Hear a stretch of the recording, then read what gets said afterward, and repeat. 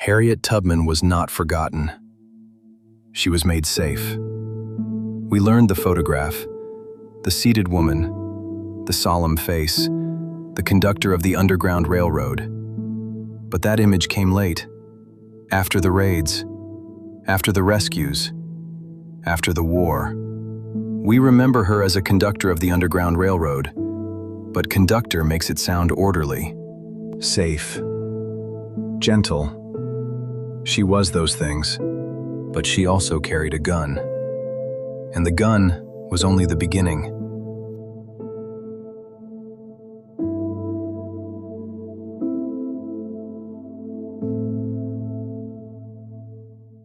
The image is not a lie. Harriet Tubman did grow old. She did survive long enough to become the face in the photograph. She was a conductor on the Underground Railroad. She was called Moses. She did lead people out of slavery.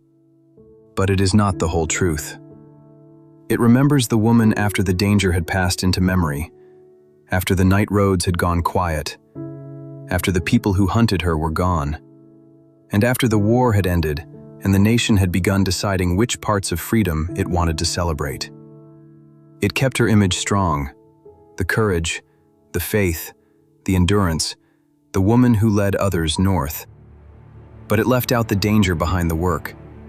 To understand what Harriet Tubman did, North and South are not enough. Free state and slave state are not enough. The line between them was never as clean as the school book version made it seem.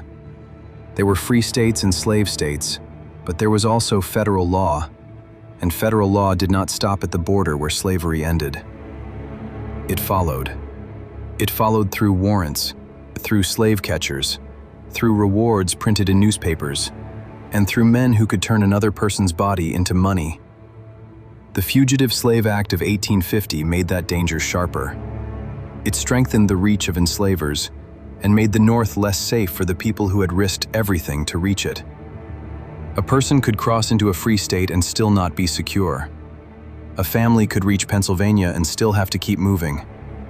A door could open in kindness and still become dangerous if the wrong person learned where it was. Every movement carried risk. Every stop could expose the next one. Every frightened person carried more than fear.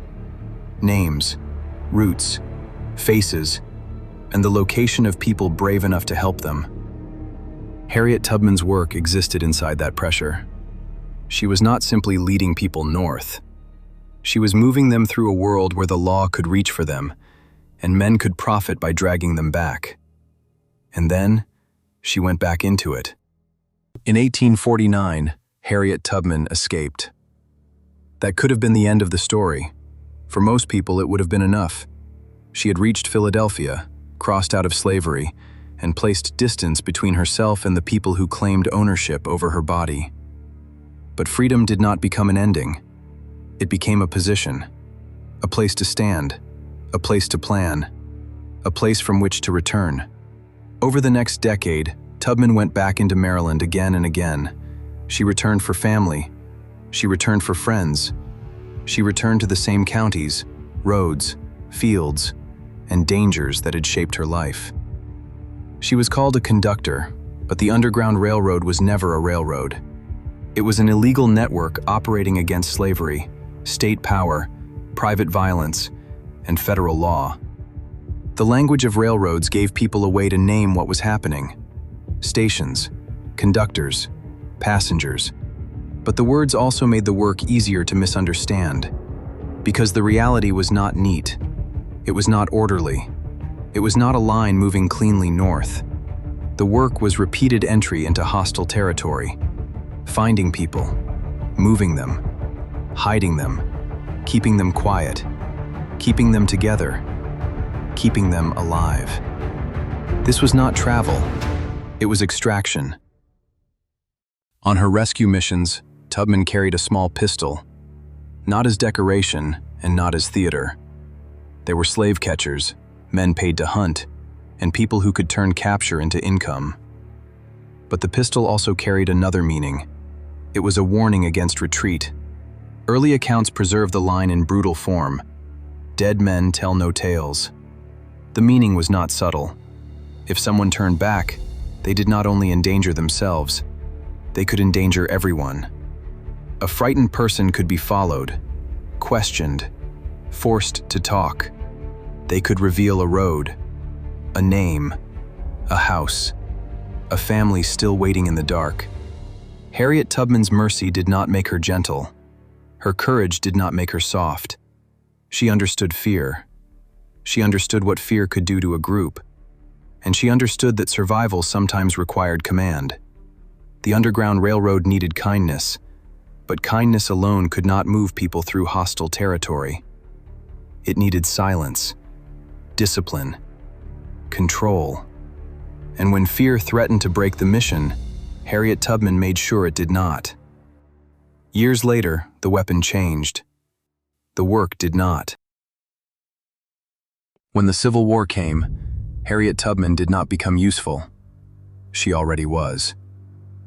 The war gave military language to work she had already been doing: scout, guide, spy, intelligence worker. These words belonged to armies, but the logic was familiar, and she did not enter that work unarmed. The pistol from the rescue missions had belonged to the night roads. In the Civil War, Tubman carried a sharpshooter's rifle. On the Underground Railroad, she had moved fugitives through hostile territory. In the war, those same instincts could move soldiers, information, and force. The Union needed maps, local knowledge, and people who understood the land beyond the lines. In the South, some of the best intelligence came from the people slavery had tried to silence. Tubman understood that enslaved people were not passive witnesses to the war. They knew roads and rivers. They knew plantations, storehouses, escape paths, hidden risks, and the movements of Confederate power. The system that treated them as property had also placed them inside its own defenses. When the Union finally learned to listen, Harriet Tubman became something the schoolbook image rarely shows. Not only a conductor, an intelligence operative. And that work would lead to one river in South Carolina, where intelligence, gunboats, and liberation converged. The Combahee River ran through the low country of South Carolina, through plantations, rice fields, waterways, and the working geography of Confederate power. For the enslavers along its banks, the river was vital to their economy. It moved crops, connected plantations, and carried the wealth slavery had made possible. For the Union, it offered a way in. But the river could not simply be entered, it had to be understood. A raid on the Combahee meant moving gunboats into enemy territory, past bends, channels, landing points, Confederate troops, and mines hidden beneath the water. The Union needed to know where boats could move, where troops could land, where supplies were stored, and where enslaved people could be reached. For this raid, knowledge was not background. It was the difference between movement and disaster. At Combahee, Tubman helped turn that knowledge into a route for war. On June 2, 1863, the gunboats moved. Colonel James Montgomery commanded the military force. And Tubman was not merely attached to the raid. She had helped prepare it, helped guide it, and under Montgomery's command helped lead black Union soldiers into Confederate territory. The expedition moved upriver on Union gunboats, carrying black soldiers, officers, pilots, scouts, and the intelligence Tubman had helped gather. When one vessel ran aground, the others continued. Tubman moved with them as they pushed toward plantations long protected by distance, water, and fear. This was no longer secret movement on foot. It was armed force moving by river into the plantation country slavery had built. The scale had changed. Instead of safe houses, there were gunboats. Instead of whispered warnings, there were military orders. Instead of a pistol in the dark, there were black soldiers carrying weapons under Union command. The woman remembered as a conductor was no longer just moving people away from slavery. She was helping bring armed force directly into it. And when that force reached the plantations, hundreds moved with it. As the expedition moved along the Combahee, Union troops struck the plantations along the river, destroying supplies, damaging property, collecting livestock and crops, and disrupting the wealth slavery had built there. But the raid was not only aimed at Confederate resources, it was aimed at the labor system those resources depended on. As the gunboats approached, enslaved people began leaving the fields, cabins, and plantations. Some came alone, some came with family, some carried children, some brought food, clothing, or whatever they could take before the moment disappeared. Some ran toward the boats, some swam toward them. The scene was crowded, dangerous, and uncertain. Hundreds of people had to be brought aboard while the raid was still unfolding around them. Tubman helped organize that liberation. She helped get people onto the boats, and she helped spread word to the surrounding plantations that freedom was at hand. By the end of the raid, an estimated 750 enslaved people had been freed. Confederate property had been destroyed, supplies had been taken, and plantations along the river had been struck directly. Harriet Tubman had not only led people away from slavery in secret. At Combahee, she helped bring armed force into slavery's territory and helped carry hundreds out under the protection of Union guns. She is often recognized as the first woman to help lead a major military operation in United States history. The raid struck the Confederacy from more than one direction. It destroyed property and supplies. It removed hundreds of enslaved people from plantations that depended on their labor. It damaged the economy slavery had built along the river. And then the blow continued. Roughly 100 of the men liberated at Combahee went on to join the Union Army. The people slavery had tried to hold as property became part of the force fighting to destroy it. Combahee weakened the Confederacy as an economy, as a labor system, and as a military enemy. At the same time, it strengthened the Union Army moving against it. By the time the gunboats left the river, the word conductor could no longer hold what Harriet Tubman had done. She had been a guide, a scout, an intelligence worker, a wartime organizer, a liberator inside a military operation, not just a conductor. And even that does not measure the full weight of what she carried. Harriet Tubman did all of this with a body already marked by slavery. As a young woman, she was struck in the head by a heavy weight thrown by an overseer. The injury nearly killed her, and it never fully left her.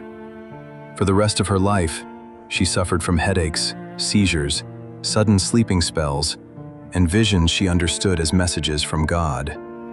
This did not begin after the rescues or after the war. It was already with her. It was with her when she escaped, when she returned, when she carried a pistol, when she gathered intelligence, when she moved with the gunboats at Combahee. She was not untouched by the system she fought. And still, after the war, the country made her ask. In her own claim, Tubman put it plainly, "My claim against the U.S. is for 3 years' service as a nurse and cook in hospitals, and as commander of several men, 8 or 9, as scouts during the late War of the Rebellion, under directions and orders of Edwin M. Stanton, Secretary of War, and of several generals. I claim for my services above named the sum of $1,800.